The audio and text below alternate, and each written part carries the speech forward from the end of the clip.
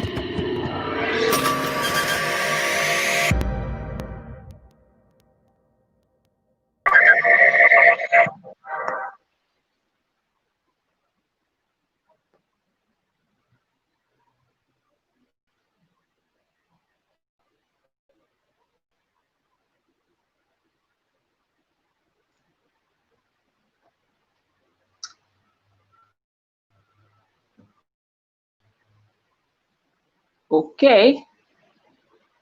Are we back? Sure. Are we back now? Are we back? Yes, we are. Yes, we are.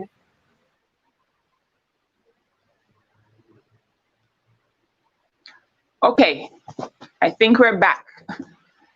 So, as I said before, I am Dr. Gallimore, and it's my pleasure to be with you today. Today, we are going to be talking about the topic. The topic is to transfer or not to transfer. That is the question. And the truth is that many persons, when they come into our faculty, which is the faculty of greatness indeed, when they come into our faculty, some persons have a desire to do something else. And here at the University of the West Indies, we want this to be your place to shine. And so if it is that you're going to be shining in FST, shine on. And if it is that you have a desire to shine elsewhere within this university space, then we want to facilitate that as well. Even though, we will sad to see you go and all these things, but we want persons to pursue their dreams. But we also want persons to recognize what are the pros and the cons associated with something that they want to pursue. Because sometimes you see it looks glamorous and glitterous and, all the bells and whistles. But the truth is that there are some other facets to a field of study that you may not see on the outside. And sometimes you also have to do that self-reflection and that analysis to see, do I really want to do this? Or is it a situation where my mommy wants me to do it, my daddy wants me to do it, my auntie wants me to do it? They'd be so proud if they heard that I was doctor this or doctor that. So we want to have a frank and open discussion today. You will be allowed to ask questions. And so you can put those questions in the chat when we get to the last section of the program. All right. So today we have with us Mr. Marcel Denny, who is from the Department of Chemistry, and he also happens to be the representative for the postgraduate students here in the Faculty of Science and Technology. Welcome, Mr. Denny. Thank you for joining us today. So we are going to be seeing it and having the discussion from more than one angle, okay? So we're going to have it from the angle of, yes, the person who has come through FST and achieved what he thought, what he has had as his dream and goal. And we have other persons who have taken a different pathway for their own dreams and goals to be realized. All right, so that is Mr. Denny. Is a goodly doctor in the house? As yet? Okay, I think we have the goodly doctor in the house. Wonderful, wonderful. And so here we have Dr. Tarif Montague. He is obviously a medical doctor. I actually met him when he was a preliminary chemistry student just a couple of years ago. And then, he transferred after 1 year to the Faculty of Medical Sciences, and he has excelled in the Faculty of Medical Sciences. And so he's going to give you a little bit of history about his life and all these wonderful things. I think he's from the parish of St. Mary. And so there may have been a lot of changes that would have had to have happened once he set foot on the UWI Mona campus. So I'm going to turn over to Dr. Montague, who's going to give us a little bit of a snippet of his journey from FST to the Faculty of Medical Sciences. Over to you, Dr. Montague. Okay, well, thanks for having me. Good evening, Dr. Gallimore. Good evening to the viewers. In terms of my journey from the Faculty of Science and Technology and throughout medical school, also in terms of my background, I would say it has been an unpredictable journey. Certainly from making the transition from St. Mary into Kingston, that was the first part of the journey. At the beginning, I didn't plan on doing medicine. At first, I wasn't sure whether or not I wanted to pursue a career in the medical field, but I was encouraged by those who saw my potential and encouraged me to participate in medicine because they saw what aptitude I had and what capabilities I had. I'm from a nuclear family in St. Mary, humble beginnings. I did fairly well as a student in high school, and initially throughout high school, I wanted to become a pilot, but that never worked out. And I made my way into the Faculty of Science and Technology on a scholarship from the NCB. After the first semester, I did fairly well, and others came to me and they would say, you know, you're doing very good. You should transfer. You know, you should move faculty to medicine. And I said, oh well, tell me how you go about doing that. And they showed me how to go about doing it, and from there on, the rest is history. But it hasn't been smooth sailing, and it wasn't that straightforward. At the beginning, the very first time I actually did an exam in science and technology, I remember the grade was around 60-something%, and I was so taken aback. But I remember making a resolution to myself at the time saying that I can't leave from so far to travel so far, made a transition to university. One of the first persons in my entire family to make it to university, to come to university to be mediocre. And there on out, I made a commitment to myself to do better.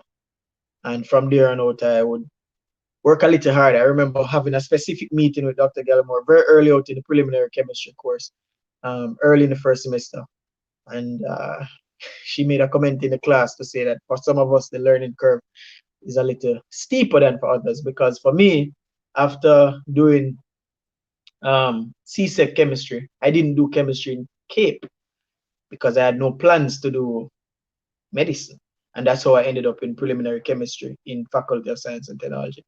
And from there on out, I guess I put my shoulder to the wheel and I dug in and I did the work that was necessary in the chemistry program, though hard. And it worked out because I managed to get a GPA of over 4 point something. And I matriculated to the Faculty of Medicine. And from there on out, I figured out how to master the art of studying and the art of getting the grades that are necessary so that I could, you know, one day become Dr. Montague. And so that one day maybe I could have a platform like this where I can encourage other students to you know, chart their own course, because it's all about your own race. And when you chart your own course, then eventually you will get to a point where you can eventually give back to others and realize your own dreams.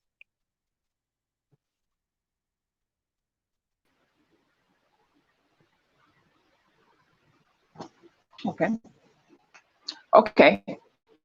Well, thank you so much. So the truth is that no matter where you're from, no matter where you start, it doesn't matter. It doesn't matter where you start. It matters the result that you get to where you want to go in life. All right. So wonderful. Thank you very much for sharing this in terms of your. So you got a 4 point something. You know, many people would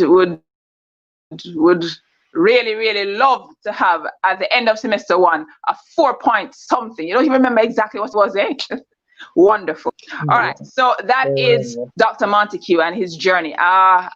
If my memory serves me correctly, I think he graduated in the medical sciences at the top of his class. Is that not correct, Dr. Q? Yeah, that's correct. That's also true. When I transferred faculties, that's also true. When I transferred faculties, I was open scholarship, and the open scholarship basically covered my tuition, my living expenses, also gave me a stipend and for living, and also gave me a book grant, and that was helpful, you know, and that also served as a motivating factor throughout the course of medical school. Because there was a GPA requirement 3 point something, but in all these things, I set a bar slightly higher for myself than the 3.0 that was required by the university to maintain the scholarship. My bar was 3.6, and when I graduated from medical school, my GPA was 3 point a lot, and I did graduate at the top of the class, doing not so bad in the courses in the MBBS exams, medicine, surgery, and obstetrics and gynecology.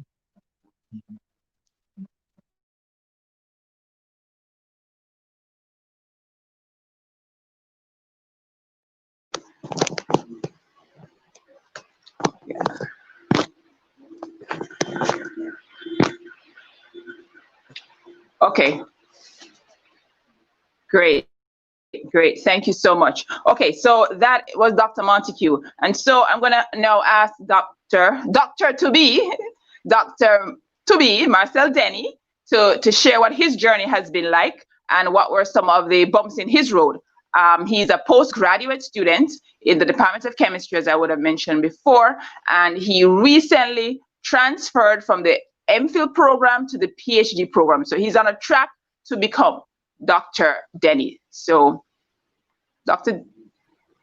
Denny? Hey, good evening. Please share with us what your journey has been. Okay, so you want it from undergrad, like whatever should start from.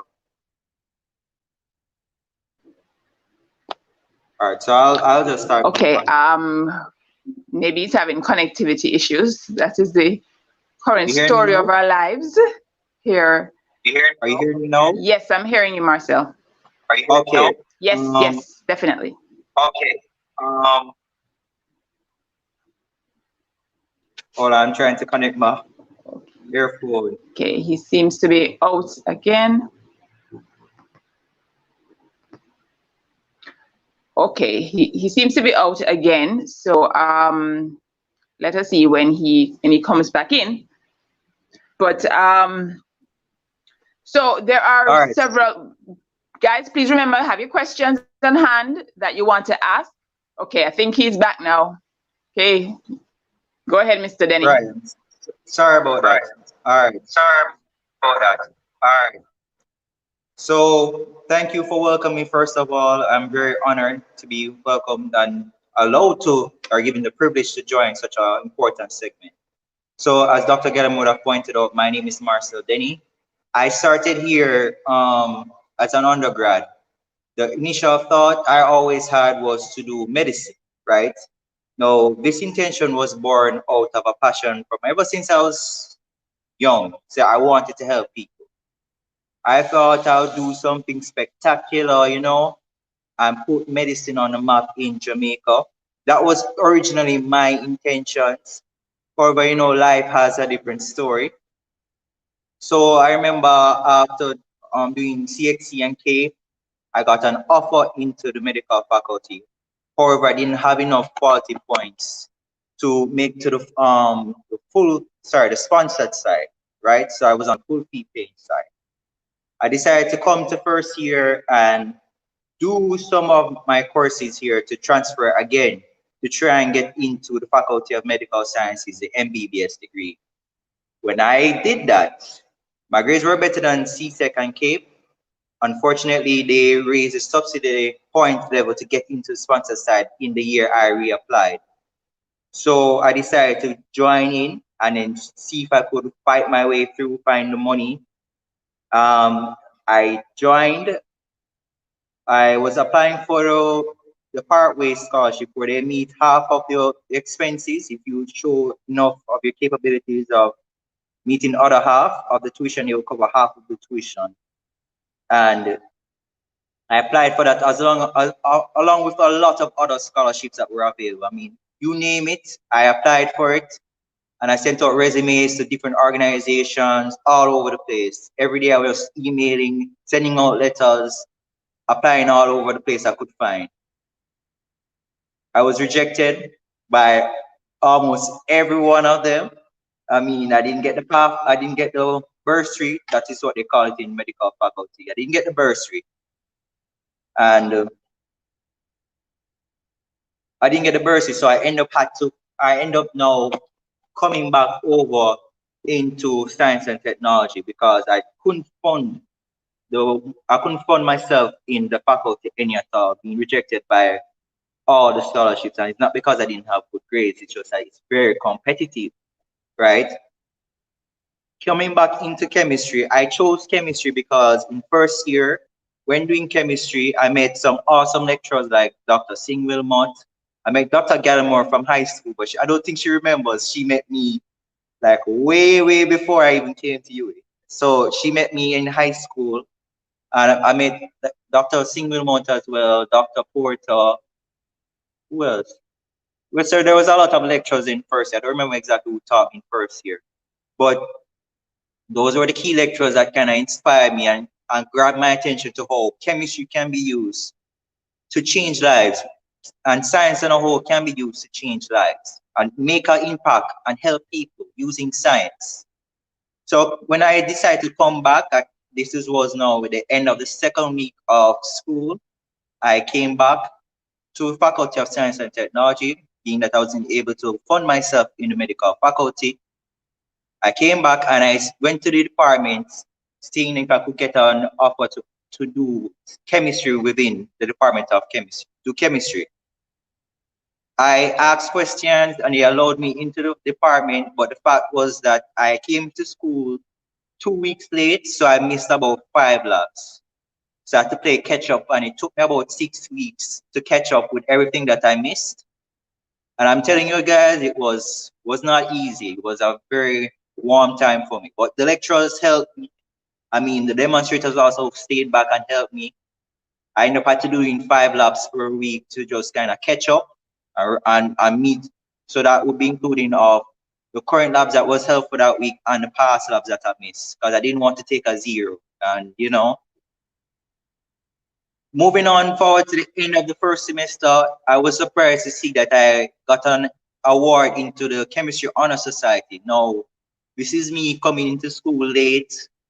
One of the things I was wondering if I was even able to make it in chemistry, because at that point in time, the GPA system has changed from where A used to be a 69, 70, now A is 80%. And recognizing that, okay, I'm back in chemistry, the plan originally was to chart a path to go back into medicine. So get a first class honors and chart my way going back into medicine. Again, life doesn't happen as the way you always wanted it to be. While here doing chemistry, like I said, the first semester I got my first entry into the Honor Society. I realized that I really enjoyed the type of chemistry that I was doing. I learned different applications of it. I saw how useful it was. And as I continued to work and do my part, I end up noticing that I was excelling. I was excelling in almost all the chemistry courses. I was top in the class in some instances, you know. Very surprised. I'm telling you, it wasn't expected at all, but I was very surprised, and I was very humbled to see that I was able to manage to work over by this faculty. And I pursued it further, and I pursued it further, and as I worked hard, I mean, the awards kept coming. I got top performer in organic chemistry. I got some other awards. I got Diamond Award in the Honor Society. I moved from bronze all the way up to diamond status. I got commendations from the faculty for semesters. I got a first class honors, ending up with a first class honors in chemistry. And when I got that, I said, okay, now I'm able to go back into medicine. But because I love chemistry so much and I enjoyed what I was doing, I decided to just continue and pursue a PhD in chemistry, where now my attention is now shifted from helping people in medicine, but helping people doing chemistry. So that is where one of my research focus is now, a form of medicinal chemistry. So I'm using the chemistry to achieve the same goal from a different perspective, a chemistry perspective. Thank you, Dr. Young. I'll hand over back. Awesome. Thank you so much, Mr. Denny. I have a question for you though. What do you find most rewarding as you study the chemistry? What was I found most rewarding? Well, the most rewarding part of the whole process for me was I could actually see the real life applications. When I learned about, when I was doing food chemistry, I learned about the different chemical processes that occurs when you make food, when you fry an egg, when you do certain things. When you're looking at me right now, chemistry is going on. That I found to be very rewarding. I can actually explain life around me using chemistry. How DNA molecules fold and the sickle cell anemia versus the normal hemoglobin molecule, all of that explained by how the steric hindrance is playing a role in all these things. When I learned all of that, that just fueled my passion to learn more about chemistry. I didn't know it was so exciting. And also the fact that I could make stuff, made a lot of stuff in the department.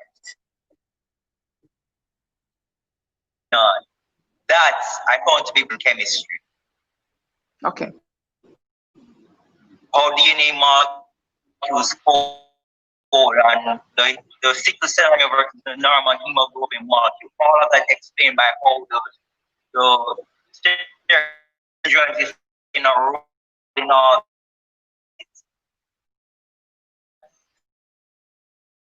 I learned all of that. It's the department. Okay.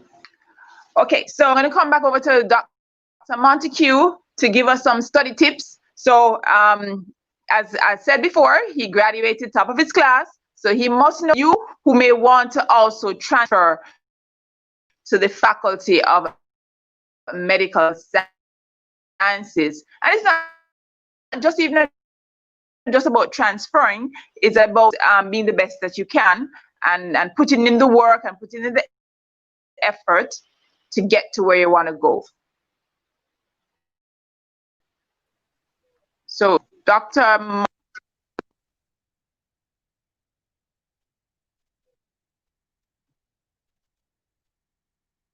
So study techniques to help students succeed in chosen fields. Well, to be honest, once you've been accepted to the University of the West Indies, you have what it takes. You know, I believe in you. The fact that you have completed the necessary requirements at the high school level and at the CAPE level to matriculate to UA.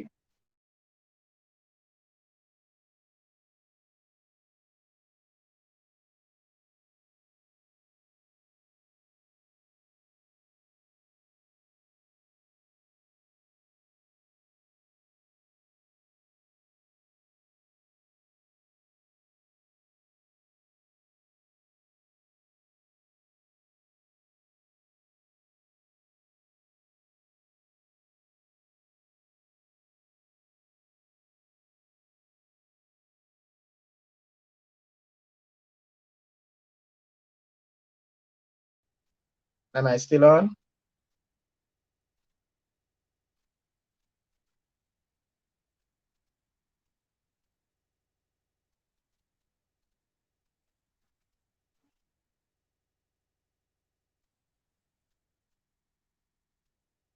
Right. So as I was saying, the difference between the high achieving student and the regular student, because no one is a failure. None of the students, not you. If you are watching this right now, I can tell you you're not a failure.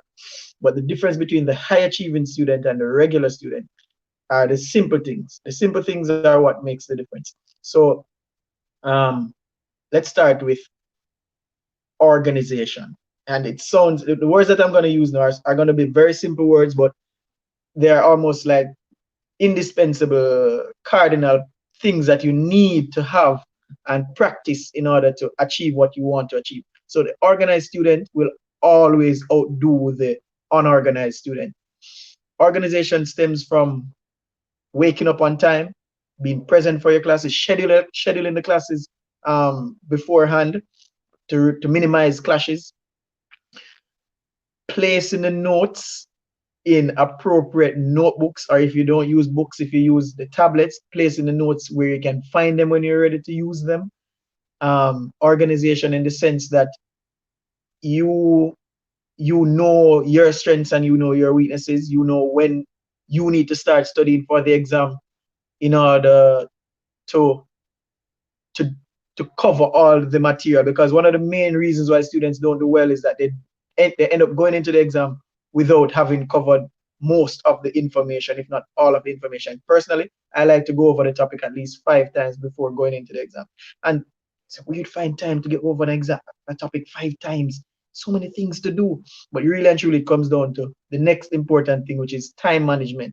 While on campus, I was actively involved in a lot of different non-academic activities. You know, I was active on the guild. I was hall chairman for Chancellor, and I still found time to, and I did participate in the activities of hall life.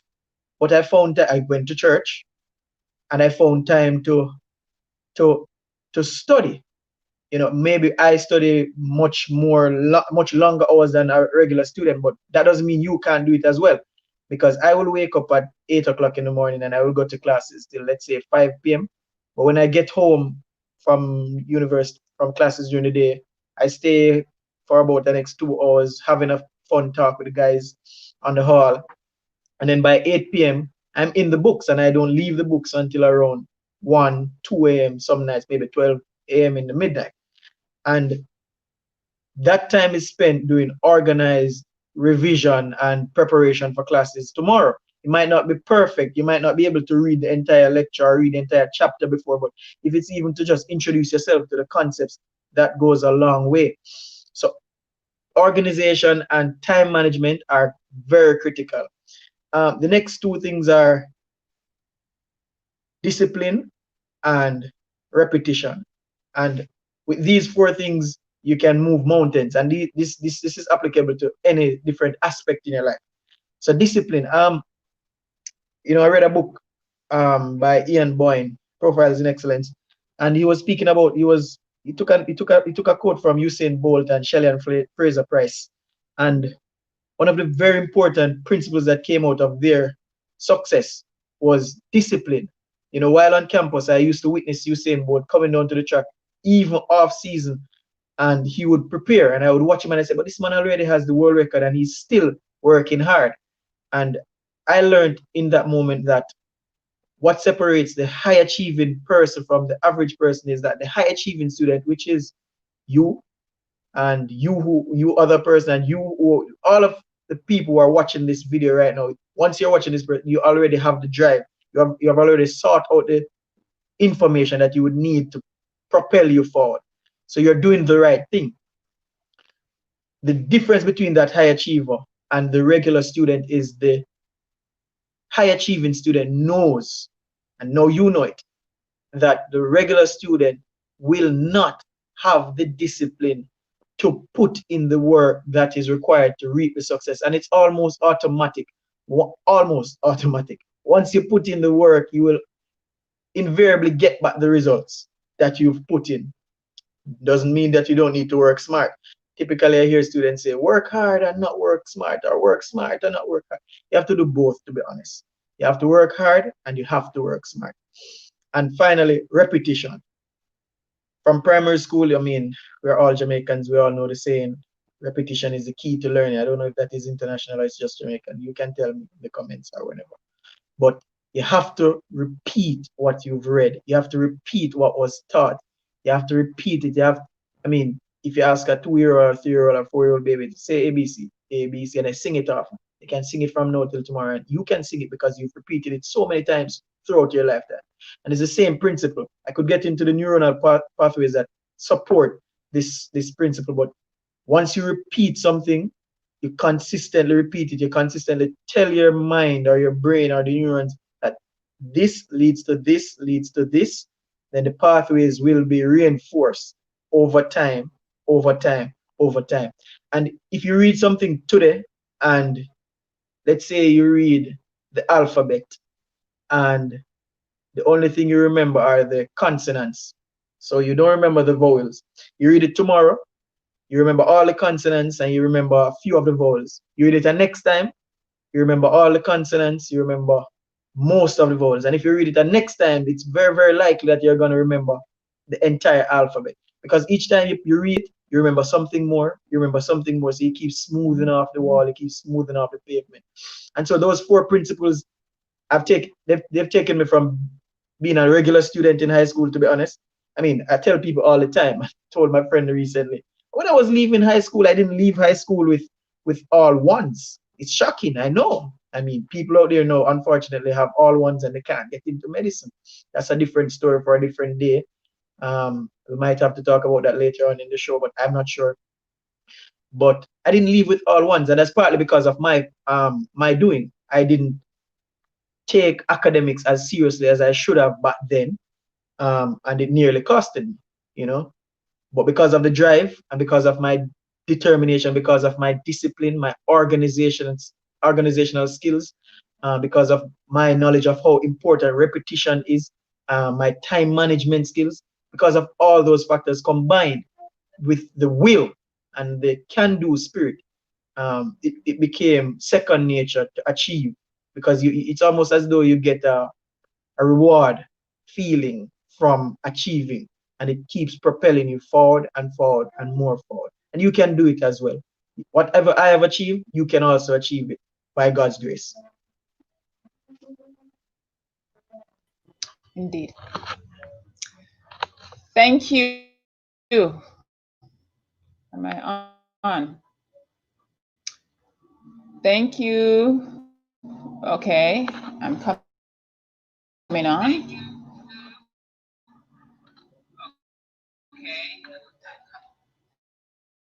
Thank you, Dr. Montague. Okay, I'm changing devices here. So, okay, beautiful. So thank you so much for all of those words of wisdom to our students. I'm going to proceed now to a recording from Dr.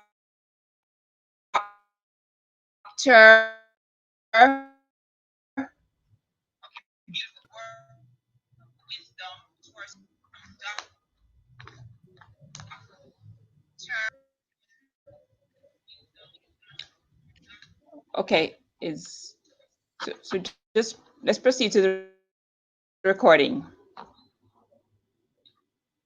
I'm Julian Gordon. I'm a medical doctor. I work at KPH, and I just wanted to spend some time to tell you of my journey from pure and applied sciences to medicine and becoming a medical doctor, right? And hopefully you can learn something from my journey. All right, so my story. In a nutshell, I applied to medical school four times. I got through on my fourth application, right? So the first time was after high school. I went to Monroe College. After high school, I applied, didn't get through. I applied again after the first year of pure and applied, which is now science and technology. Never got through either. I applied after finishing the degree, didn't get through. And then after doing the degree, I went to Montego Bay Community College. I spent a year doing over the Capes, and then I applied and got through. So yes, the fourth time was the charm for me. All right, so why med school? Why medicine? Initially, at the start, when I applied from high school to university, I just knew I loved science subjects. I love biology, chemistry, physics, math. Right, so I wanted to do something that was science inclined, right? So I had applied to med school, and I had also applied to pure and applied sciences, scientific. So I never got through. Most of us never got through from high school. Went to pure and applied. Did the first year and never got through, and so every rejection I got just got worse and worse. I wasn't sure of what I wanted to do. I just felt sad. I felt like I was just walking through a barren wasteland. Until the third rejection, when I finished my degree in science and technology, I did animal biology. I finished my degree. I decided, okay, I need to know if I'm going to do postgrad in science and tech, or if I'm going to go to med school. So what I did was to volunteer, and a lot of people didn't do this. I wanted to know what being a doctor was like. So I went to Cornwall Regional Hospital the summer of third year, and I said, I want to spend my entire summer working here, part of the summer in a lab, and the other part working with a doctor to see how the job actually is. And so they said I wouldn't be able to go on the wards because I'm not a medical student, but I could work with a pathologist. And I was like, okay, fine. So went down to the pathology lab with the pathologist down there, and after the first week, I just loved it. You know, I really loved it. I knew that I wanted to do medicine because it was what I wanted to do for free. It was what I could do for free. I mean, I spent my whole summer there. I never got a dime, right? I woke up every morning wanting to go there. So that was the reason. But most people don't know what medicine entails. They just see medicine as the in thing and the only thing that you can do to make money in Jamaica. Trust me, there are a ton load of other things you can do to make money, and there are a ton load of other things that are good, even better, right? But medicine was what I wanted to do, right? Because it was what I would do for free. So after that time spent at Cornwall, I went and did my CAPES. I applied to a community college, did over my CAPES, and finally got through. So in a nutshell, that's why I wanted to do medicine. This is important for you because as many people you say wanting to go into med school, a lot of people who are in med school want to leave or don't make it to second or third year or even to clinicals. They don't make it because it's really and truly not what they want to do. It's not what they're interested in, and they just got caught in the hype with everybody wanting to do medicine and how society looks at medicine. You know, if it is that you want to do medicine just because of how society looks at it, or it's because of what your parents want you to do, trust me, quit while you can. You're going to cause yourself a lot of stress and a lot of heartache. All right? So that's it in a nutshell. So looking back, how did science and technology help me in my journey to become a doctor? So moving from high school to university is a big challenge. So having a year or having 3 years doing a degree, when I started med school, it was the transition wasn't hard at all for me. I was already a university student. I knew how to manage my time. I knew how to focus, knew how to get my work done, that sort of thing. The only thing different was the volume. I don't even think med was harder than pure and applied sciences. It was just the volume of work that we had to cover in a short period of time. And I got adjusted to that pretty easy within like the first 2 weeks of school. So pure and applied did really help me.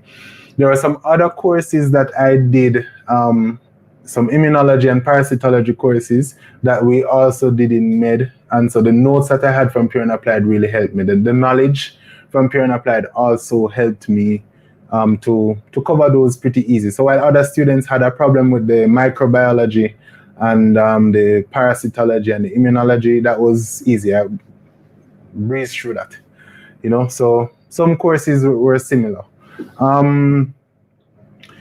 The bad decisions that I made. One bad decision I think I would have made is that I lived in the future too much. So when in pure and applied sciences, instead of just, you know, appreciating what was there to be learned, I pondered more on, how am I going to get into med school?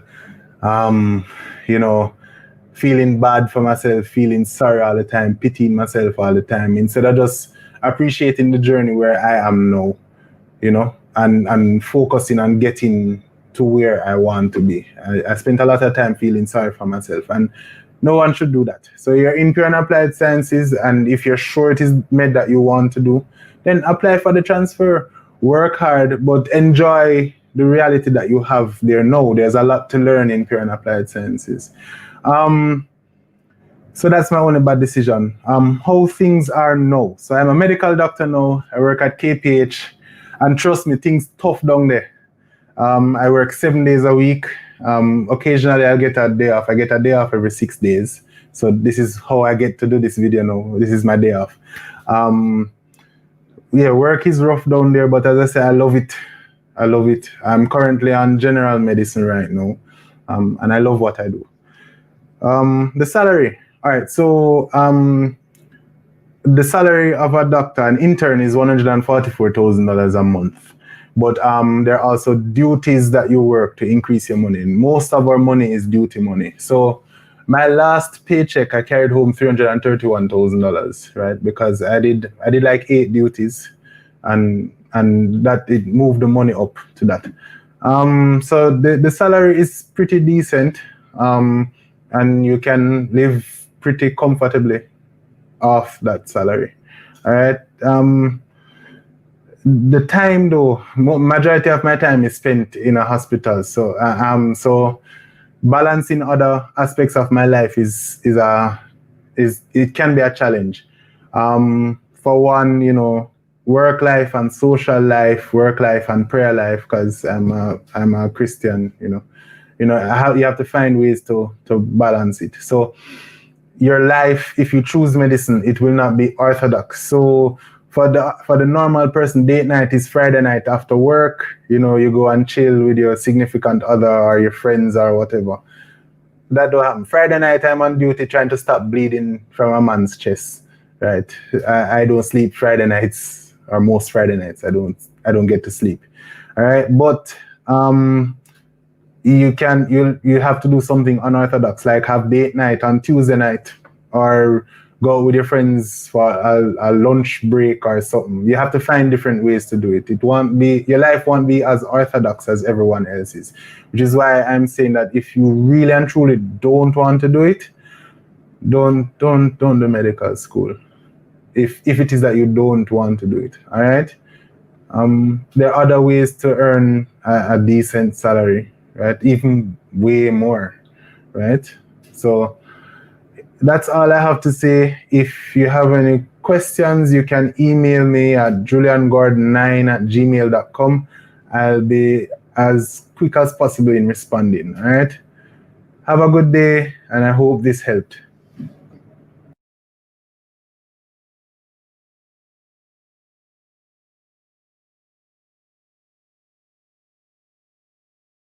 Able to come in person because he is working. Okay, so it's time to ask some questions. I'm getting a little bit of a feedback, so give me 1 second.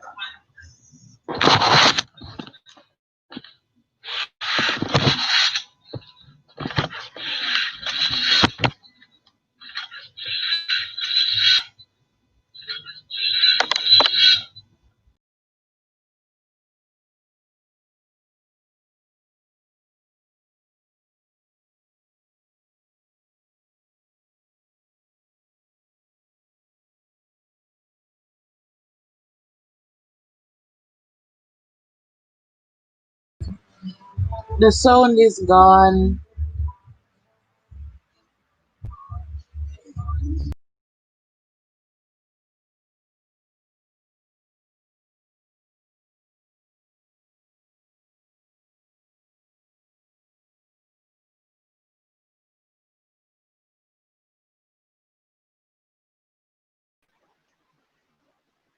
Okay, I think I'm on now. So I was saying you're gonna experience some challenges no matter what field it is that you choose to go into. So this report says it's entitled Bitter Medicine, Aspiring Doctors Rejected by UWI Amid Space and Tuition Dilemma. And so these are students with 9-1s and 10-1s, these wonderful things. And it says here, both have been referred to read for undergraduate degrees in science and technology. That's our faculty. Esther, under the urging of her mother, has accepted the lesser offer reluctantly, while Isaac has opted out. His dream is to do medicine, full stop. So the question is FST the lesser offer? What do people have to say about that? What does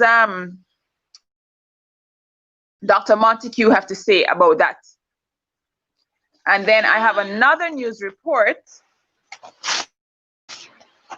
Some persons have indicated they want to do medicine they want to do medicine for security reasons.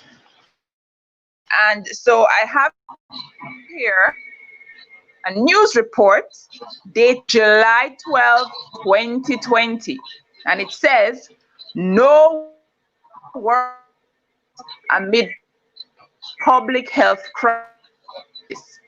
Hospitals reportedly employing medical professionals due to budgetary constraints caused by COVID-19. And in this report, it speaks about persons who were given for jobs and those offers were rescinded. So some persons may think that, yeah, man, once I do medicine, I have a secure, safe job. What do you say about this, Montague?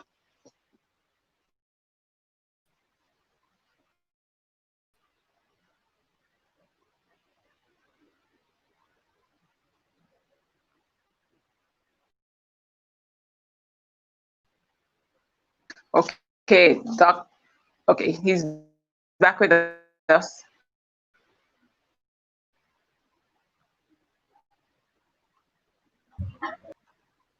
Are you hearing me now? I am not here. Right. So the audio is a bit low, so I'm struggling to hear the questions as clearly, but I think I got the essence.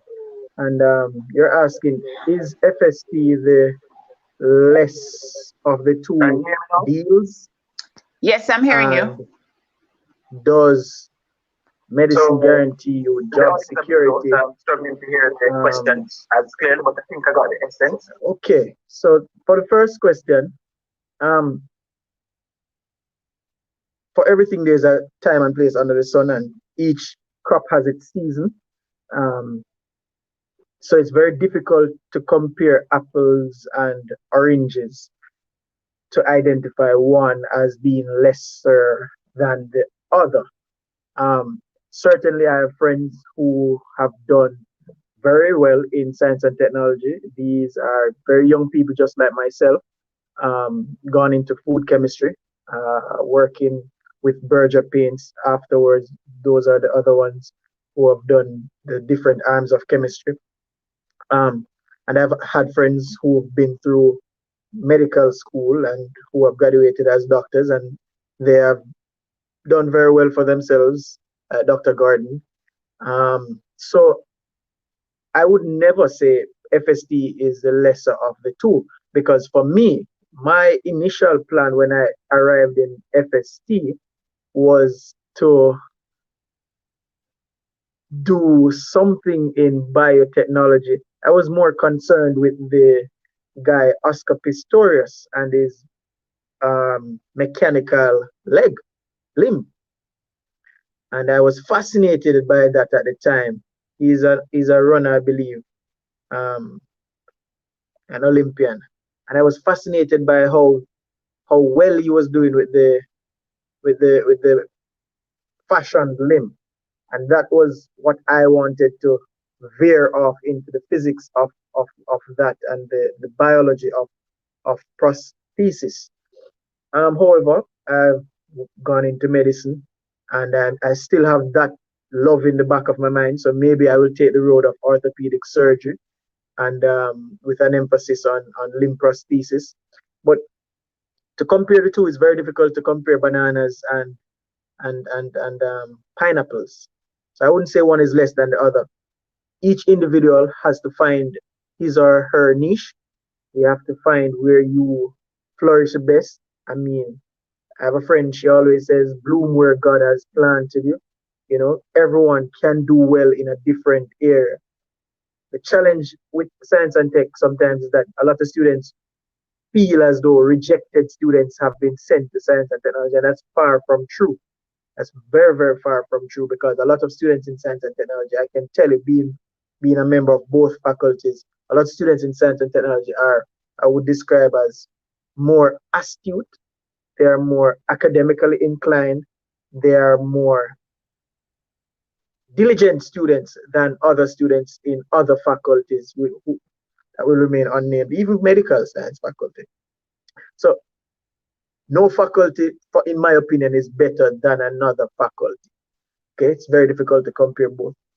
as regards to the second question, does medicine grant you job security? To comment on the COVID situation, it's very difficult to comment on that situation as well. Don't know much about it in terms of contracts being rescinded. So I don't have the facts in that department to fully comment. What I can say is you are guaranteed your internship. You're also guaranteed SHO, that's the senior house officer year. And what each individual does after SHO would be dependent on that individual. There are many different avenues to take after that point. You can choose to specialize in Jamaica. You can choose to specialize internationally. You can choose to go privately, to work with somebody more established. There are many different avenues. There's a demand for doctors, I would believe. I don't know fully. But I believe that there's a demand for doctors across the island, from what I have seen with my limited eyes, but I'm not everywhere. But from what I've seen with my limited eyes, there is a demand because a lot of hospitals have a lot of sick people who want to be attended to. And so that would help if doctors were there to attend to these sick people. I'm trying to be as politically correct as I can to avoid any unnecessaries. But in the matter of job security, I do know that you're guaranteed your internship and you're guaranteed your senior house officer year, and you're almost guaranteed years to come after that. But it's based on the individual's preference. Maybe I'm not sure if I answered the question adequately. Maybe you could rephrase it to get exactly what you want me to say. But it's based on the preference. Maybe I'm not sure if I answered the question adequately. No problem. I mean, you can't comment on the report, but I said this is a report. It's a report for a couple of months ago. So it also says that among the doctors affected are some specialists and senior house officers who would have completed the internship, they're offered posts, and then those posts were no longer available. So well, I'm not I think sure. the truth of the I'm not sure about that. matter is that irrespective of what field you get into, life gives us no guarantee. COVID-19 has all that there are no guarantees that offers us. Well, So you've said it now even better proceed than to questions. Are there any questions we have from the audience? Anyone has any questions? I see a question in the comment section saying, are you guaranteed SHO if you study abroad and come back to Jamaica? Can't see. From Jotham. From Jotham. Where I'm at. Omariji. Right, Jotham. I'm not sure. And to be frank, I'm not even sure if you're even can you see that SHO here, that SHO slot if you have studied in Jamaica, because I'm aware of different Caribbean countries which will remain unnamed that doctors aren't guaranteed an SHO slot. And as Dr. Gallimore adequately said, there are no guarantees in life, and life is very dynamic, so just be prepared in whatever you do, be it medicine or otherwise, to be flexible, and always try to be the best in your niche, so as to give yourself a slight competitive advantage. If the case so be that spaces are limited for whatever it is, because everybody will want the Shelley and Fraser, and everybody will want the Usain Bolt.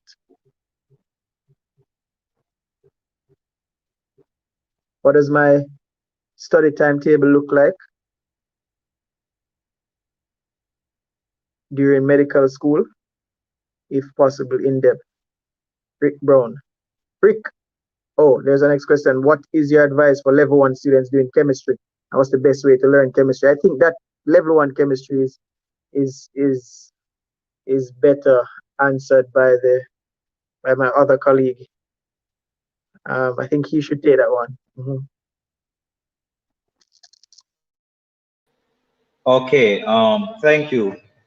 All right, so level 1 chemistry is easy. Chemistry is easy on a whole, right? I advise you guys when doing level 1 chemistry to learn it and practice the questions as you get them.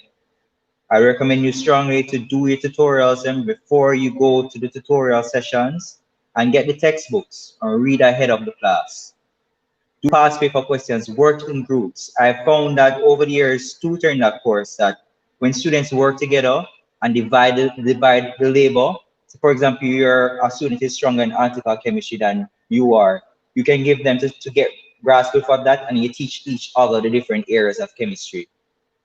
And then you can send a past paper to the lecturers. I mean, they are happy to see when students make this type of effort. I remember when I was doing level 1 chemistry, I used to do my past paper questions and I give the lecturers them to mark it and they put a grade and they say why they take off the grade. So things like that you can do to help yourself. There are also other avenues available. People do tutor level 1 chemistry. There we had a peer-led chemistry peer-led session. I'm not sure if it's going to be held for next semester, but those are also some avenues you could adventure. So do your tutorials, keep ahead of the class, read the textbook, 2 hours of reading for every.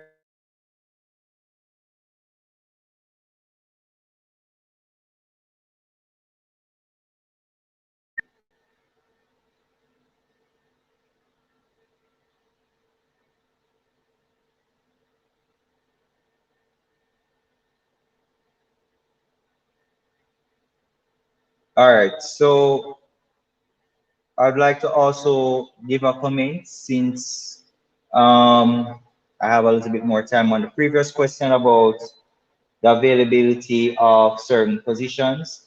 Like my colleague also said, nothing is guaranteed because persons were laid off in some science areas as well, not just things were rescinded in medicine, things people were laid off in science and other areas as well, right across the board. COVID-19 has created a unique situation for us right across the board. But you always have to remember that where there are trials, there comes opportunities.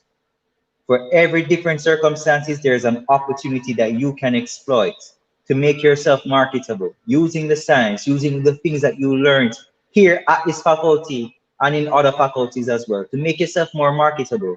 I did a presentation recently for the faculty about COVID-19 science in action, and I gave about 5 or 6 different ways how students within this faculty made some development to help to combat the different challenges that came with COVID-19 pandemic. So they use the science and the innovation to come with some solutions to some of these immediate problems. For example, issue with manufacturing, how we can make our own ready-made stuff here with local resources versus importing stuff from overseas. Things like that you can do. We taught students how to make their own hand sanitizers using chemistry. So you can make yourself marketable with the science that you're learning, with the knowledge that you get in this faculty. You can make a difference using science, using medicine, using anything you learn.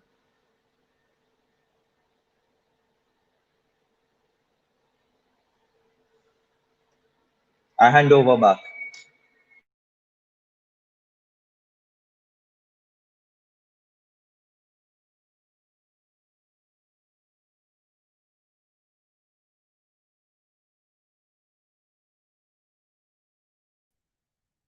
Okay. What was my study timetable like during medical school, and if I could go in depth in my study timetable? Well, in medicine, in the faculty of medicine, the lectures are the timetable is fixed, so everybody goes to the same scheduled classes.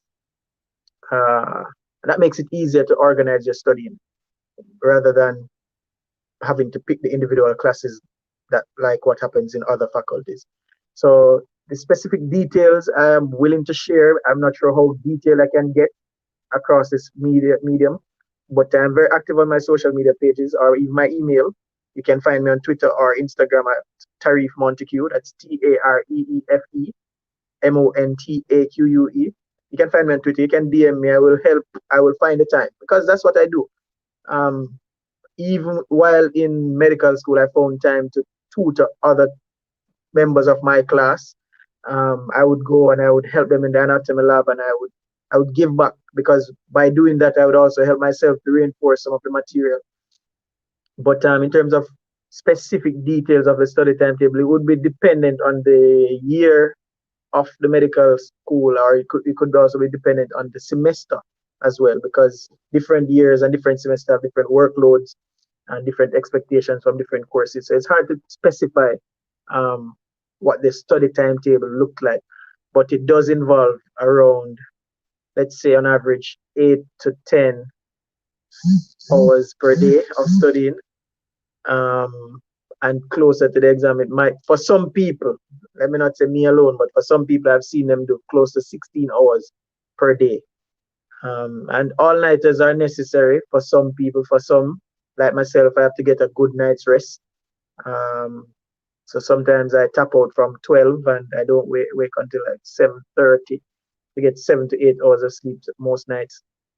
But some people function on like 4 hours consistently and they do well, you know. But specifically, it's hard to tell you exactly what the study timetable was like, because it's very, very specific to the different years.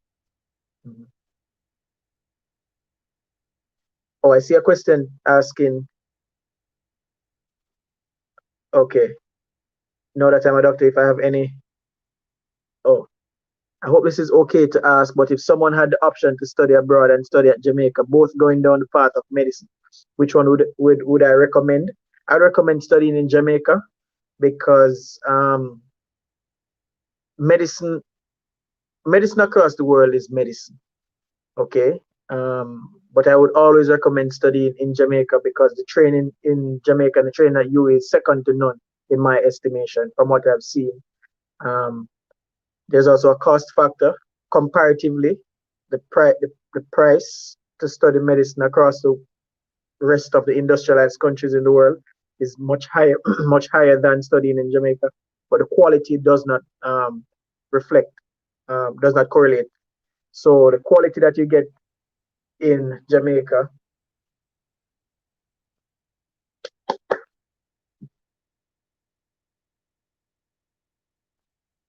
I think, let me just check what's happening there.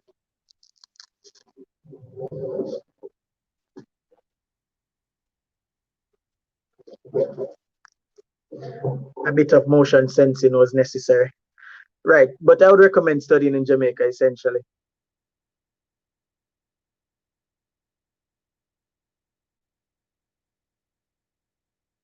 How marketable is a degree in chemistry?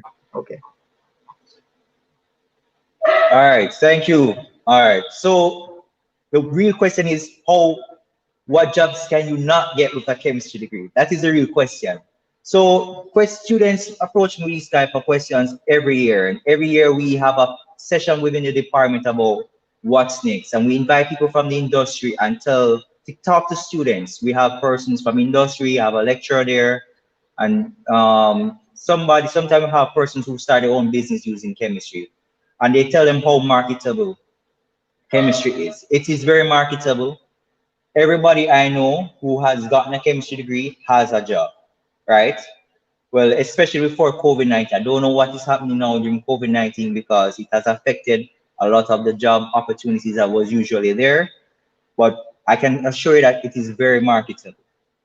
Some areas are more marketable than others. For example, in the last panel discussion we have in What's Next, we were told that environmental chemistry was a very hot type of chemistry right now in the industry, because everybody wants to open up a new plant, and to open a new plant, you have to meet the Jamaican standards for the type of waste that you're releasing and how you process things. You have to meet certain standards. So an environmental chemist was crucial at that time. I don't know how the industry has kind of shifted this year. I'm not sure, but from what I've gathered, chemistry degrees are always in demand. Just a couple months ago, somebody from a company, not from a company, from Bureau of Standards asked me if I knew anybody who was available to get a job because they needed somebody right now. You know, so that alone tells me that they're constantly looking for people. It's very difficult for you to be out of a job with a chemistry degree. From what I've been hearing from the persons who are working in the industry, has been telling me they always want somebody. And you have to also recognize that a chemistry degree is not something that is widely done as well. So less and less persons are doing science, so it's hard and hard to get persons into these job X sectors as well. All right.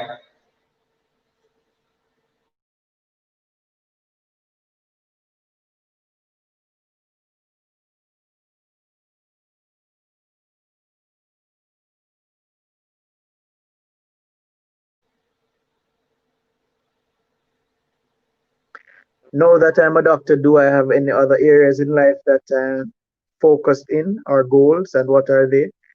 For me personally, I have a lot of different non-medicine ambitions and interests. Uh, I'm a family man, firstly, so all my decisions will be based on what benefits my family. But specifically in terms of other areas that I'm interested in, I currently I make and sell banana chips. I know it sounds cliche because I'm from St. Mary, but I do make and sell banana chips, and I will not use this medium to peddle my banana chips. Other interests that, that I have. um, I have recently found a new love for real estate and land development. So I told my friend recently that I'm a developer. So if you have lands that you don't want, and I will buy it from you, and I will turn it into something beautiful because I like to build. So that's another interest that I have. And finally, I think I'm also inclined to enter politics one day in the future if the nation calls upon me to lead. But that's a decision that I will allow God to guide. But it underscores a very important point that you have to have other interests in life. You can't just, if you love chemistry, you love chemistry, but you can't just sit in the lab and just work chemistry all day. You have to find something else to occupy your space and your time. If you love medicine, you can't just sit in the hospital all day. And even when I'm out with my doctor friends, I don't feel comfortable if all we can talk about is what happened at KPH and what happened at UE or what happened at the hospital and how the hospital is this, and we should be able to talk about different things, and that's what makes the experience a little bit more wholesome.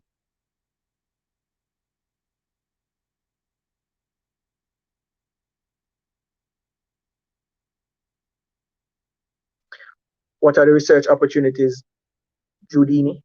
Okay, well, the research opportunities currently available in Jamaica for doctors, you don't, okay, they can't be numbered, the amount of research opportunities are there, and you don't even have to wait till you've completed medical school to conduct researches. Um, I remember when I was in science and technology, I was very active in research. I helped Dr. Gallimore with her research sometimes, but specifically to medicine, the faculty, the UE is a teaching and research institution, and it prides itself on pioneering different research. And if you walk over to the MedSci building, I don't know if that's still possible nowadays. I mean, everything is virtual. But if you walk over to the MedSci building and you find any lecturer, almost guaranteed that one of them will be conducting a research. And you can simply ask to be a part of the research process, and they will find something to give you to do. So there are many opportunities. If you go over by the UE hospital and you express your interest to assist in any research project, they will assist you. I mean, I know there was a program called Research Day, and they would showcase the different researches that are on the way and different ideas, And that's something that you could also look into, usually held in February. That's something you can look forward to. And this depends on your interest, and the different researches would be dependent on different specialties and what has not yet been found and what would be of benefit to the population, what new information would be of benefit to the population. And we can look into different things to further inform our decisions, because medicine is evidence-based, and that's how you move the country forward with research. I'm big on research. If I had the money, I would fund all the research that I could, because that's how you move a nation forward. It has to be guided by thorough, rigorous research. But thanks for that question, Judini. I'm very forward thinking of you.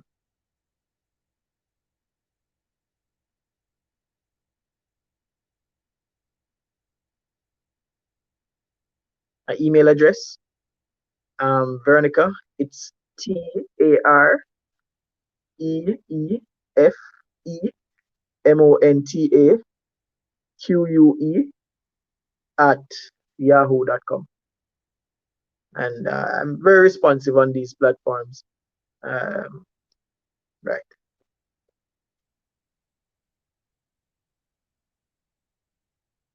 Okay, Rick Brown.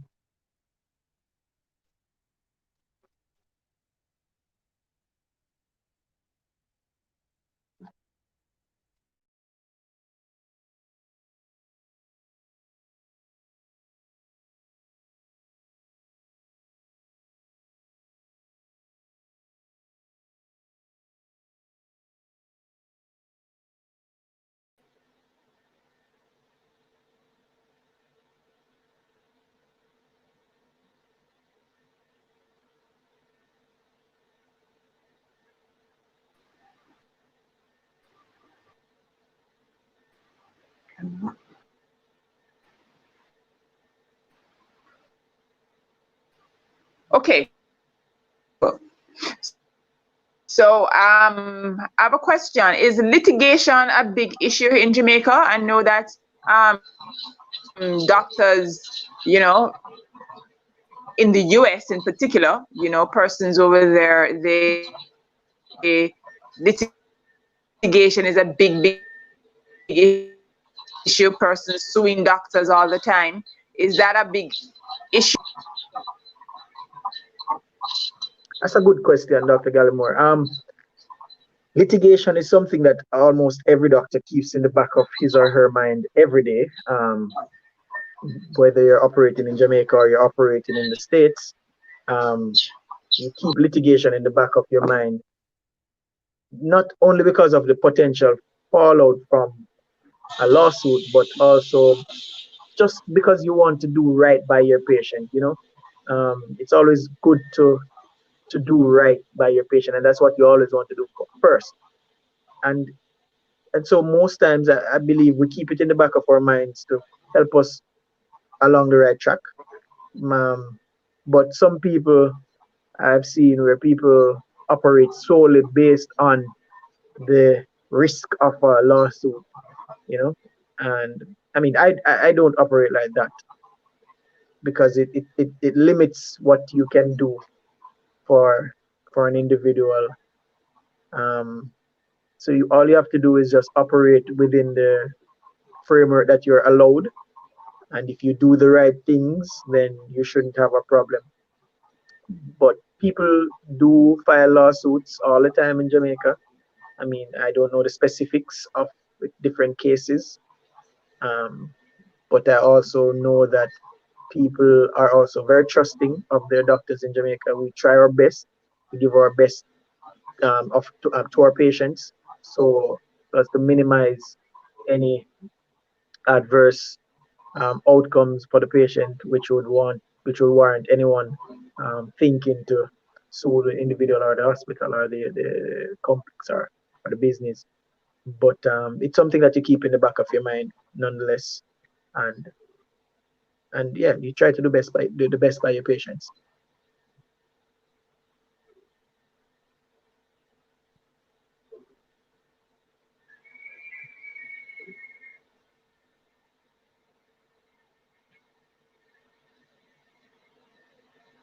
Dr. Gallimore, your mic is mute.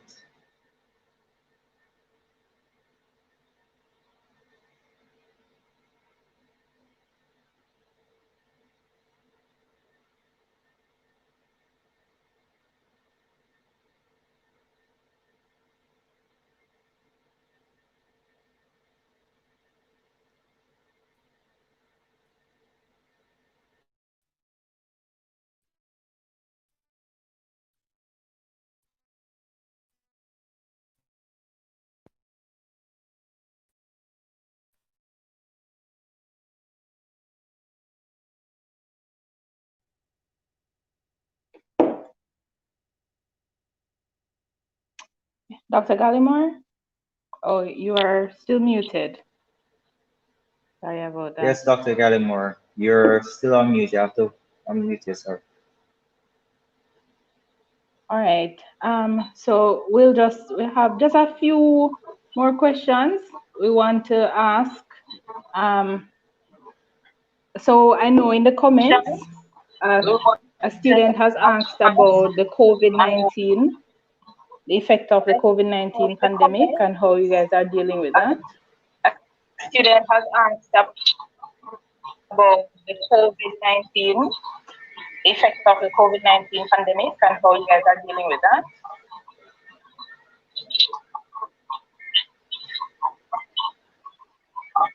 Dr. Man?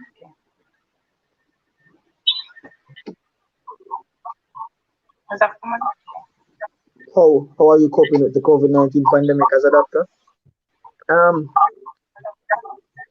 are you coping with the COVID-19 pandemic as a doctor? It's certainly a new frontier. Initially, I was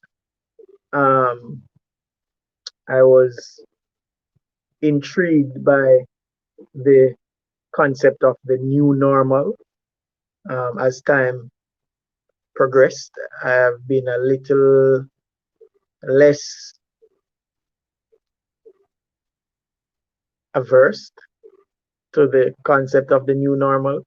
I believe that humans are adaptable individuals, and that, I mean, as much as I would want to see the children in school, if the health professionals have deemed it unsafe for them to be in school, I believe that they are able to adapt to the virtual realm. As a doctor specifically working in the hospitals, it's sometimes very disheartening when we see individuals outside pretending as though the virus does not exist.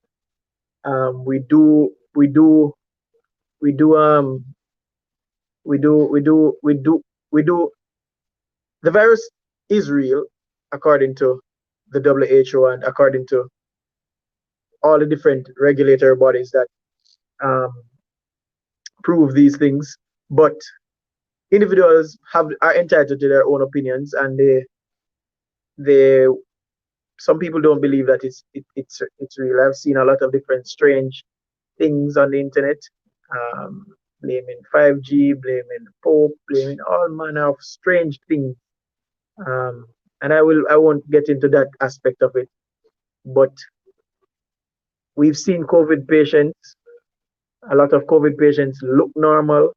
I've seen patients myself who look even more, who would look just like how I look and talk just like how I talk. However, the individual would test positive for the virus, and I guess these are who they would describe as silent spreaders. And there are other patients who are more moderately and who are more severely ill. I mean, we live in a resource-stricken country, and we don't have all the necessary amenities that we would want to have.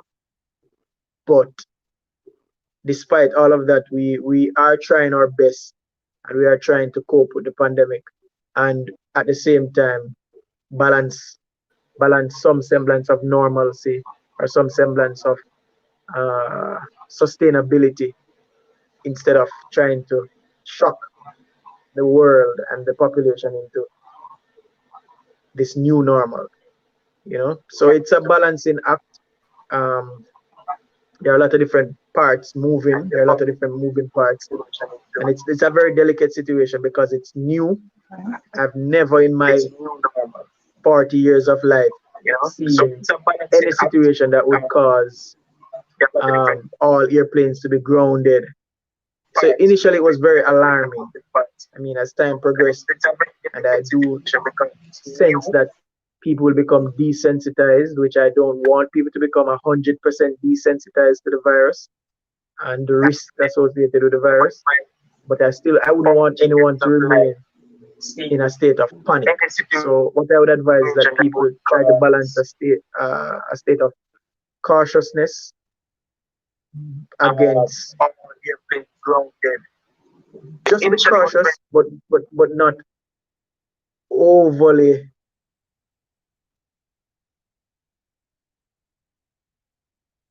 what's the word, vigilant. So you have to be vigilant, but not overly vigilant. You understand?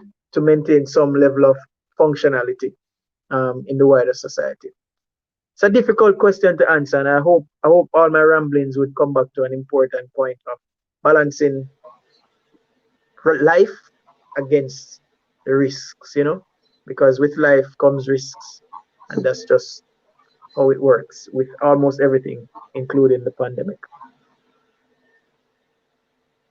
Before you continue, I just want to point out that in our faculty series, we also debunked the idea that 5G is causing COVID-19. So I encourage you guys to go and look it up. It's on YouTube, Science in Action. I think it was series 3, where a lecturer from physics department debunked the whole idea that 5G caused COVID-19. And we would actually learn that 5G was around before COVID-19 was even discovered.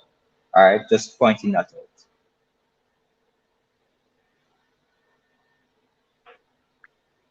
Balancing social life and school and having time for myself. Look, it's that's a difficult balancing act, to be honest, because I mean I remember distinctly the year that I was hall chairman for Chancellor Hall.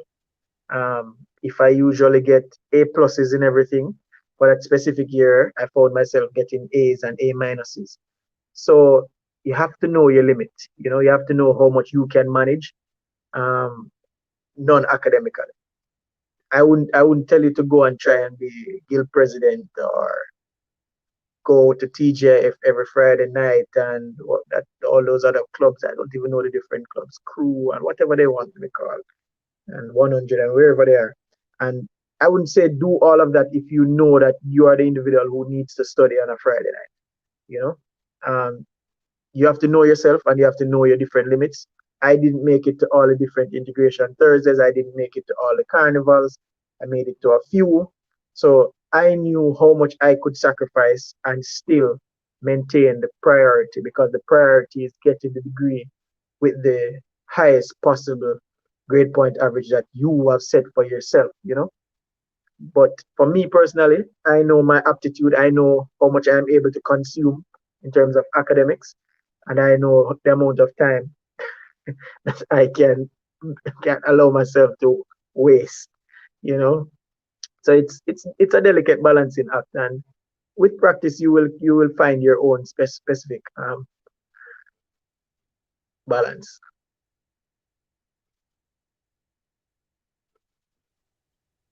Awesome. Thanks, Dr. Montague. We've gotten some wonderful perspectives today, not just from a postgrad in FST, but from doctors. Some of the things that stand out: you have to work hard, have to be studying, devote time to study. And the decision is not necessarily an easy one in terms of, do you go into medicine or do you stay in FST, for example? But a lot of it has to do with your passion, right? So it's very important to think about what you're passionate about. And of course, it's hard work. Develop good study habits, of course. Start taking into consideration a lot of what Marcel mentioned, a lot of those tips for first years and even for our second years. So there are some critical ones. So we really want to thank you for coming to share with our students. I'm sure they appreciated it, and they'll probably tell us in the comments. They're already telling us in the comments how much they appreciate it, and I'm sure they will get in touch with you as well. Not sure if Dr. Gallimore is still on with us. but you should see some notices. So we're having a first gen FST session next Thursday with Professor Donna Hope. And then we'll have Dr. Gallimore to do some closing remarks.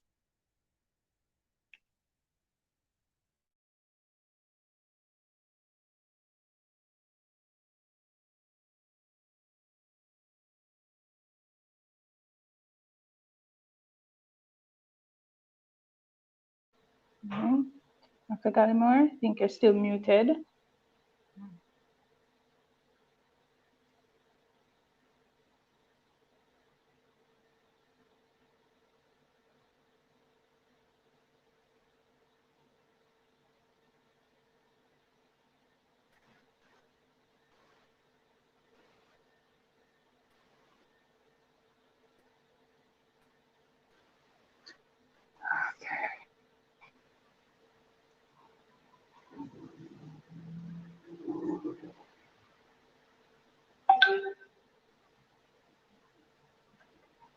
Dr. Gallimore, I think you're okay now. You can speak.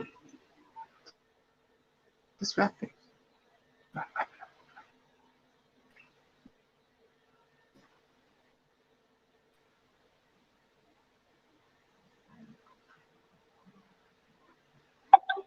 Okay, I think I'm on again. All right, I just want to. I'm okay now. Yeah, yeah. I couldn't not unmute myself. I have some technical issues, but I really want to thank everyone for coming on and for sharing with our students. We really appreciate it. And thank you, Dr. Marks, for coming in and saving the day. Appreciate that. So Donna Hope, get you more details regarding that session. She's a first in her gen. It's been a thank you all for coming on. And of course, share with your friends so from the information that was passed on today. Thank you, Dr. Montague. Thank you, Mr. Thank you, Gordon, via recording. And thank you, Dr. Mark. Before we go, Dr. Gallimore, yourselves a wonderful all the technical support. Before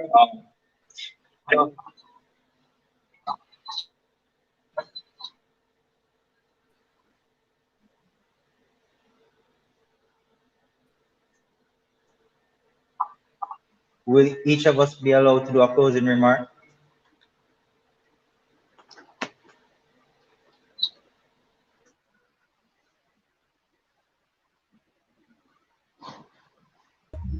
Yeah, you can.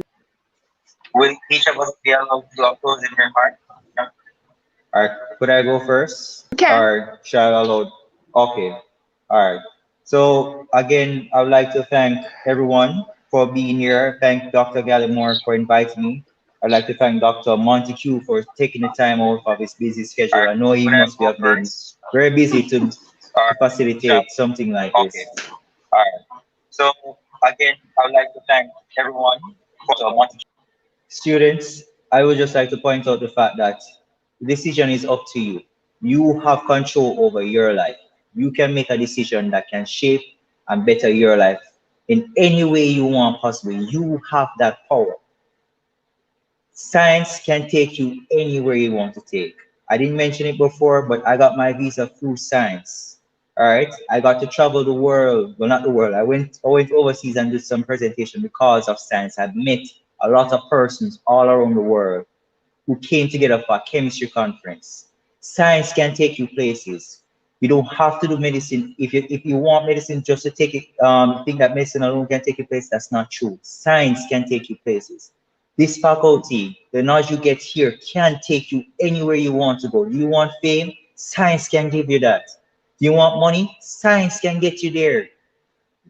You have to always recognize, science, the purpose of a scientist is to answer and solve problems. Because the world is always having problems, as a scientist, you will never ever be out of a job because there's always going to be a problem. You can answer. using the science you learn here in this faculty. All right? I just want to encourage you guys, work hard, study hard, play hard, and work together. Again, the workload gets a lot easier when you guys separate it out, divide the workload amongst yourselves. Everybody not be strong in one area of whichever course you're doing. We can split it up and you guys can study together, work together. Teamwork is really important in everything that you guys do. You have to be ready to put in the work and work together as a team. Just remember as well that university doesn't have a limit on first class honors. If all 500 of you get first class honors, they will award all 500 of you first class honors. All right? It can happen. In my year, we worked together, we studied together, and my year, I think we got the highest amount of first class honors in the department in a long time.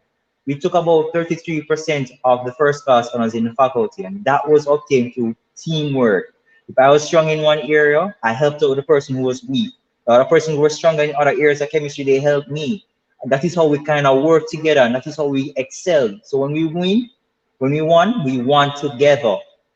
And I want to drive that message home for you. Science can give you anything you want. You can get it through science. Work hard, work together, and watch the awards, watch the accolades, watch the different opportunities just flow in one right after the other. All right.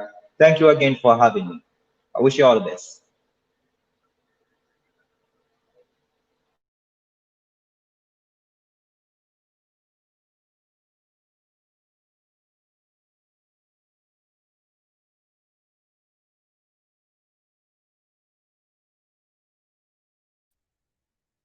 Well, let me just take this opportunity to thank the people who have come out and the people who have listened, and the presenters. I mean, I learned. I learned from this presentation, and I'm happy I found the time to impart what little I know. Life is unpredictable, and you guys, the world is at your footstep. Just go out and be great. There's a lot out there for you to achieve. So just go out and be great.